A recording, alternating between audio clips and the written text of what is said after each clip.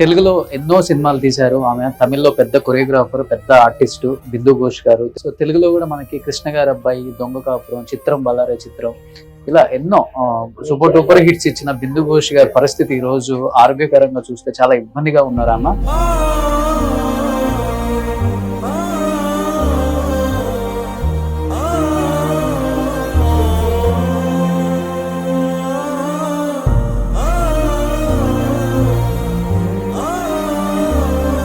అమ్మా ఏంటి అసలు ఏమైందమ్మా మీకు?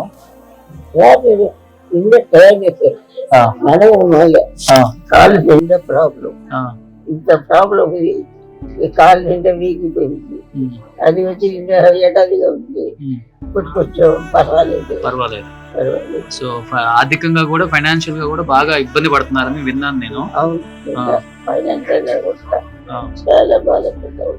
ఎన్ని సినిమాలు తీసుంటారు? ఒక 300 పిక్చర్స్ తీసుంటారమ్మా. చేపిస్తాను, పెద్ద ఆర్టిస్ట్ మీరు. అంతా చేసి అంతా పోయింది మొత్తం.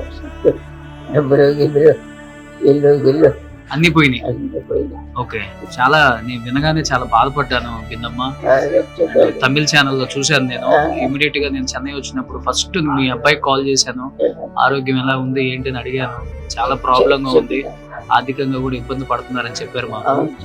అందుకనే హాస్పిటల్ అడ్మిట్ అయ్యారంటే డెఫినెట్ గా వచ్చి చూడాలని అనుకున్నాను నేను. అందుకనే వచ్చానమ్మా నేను.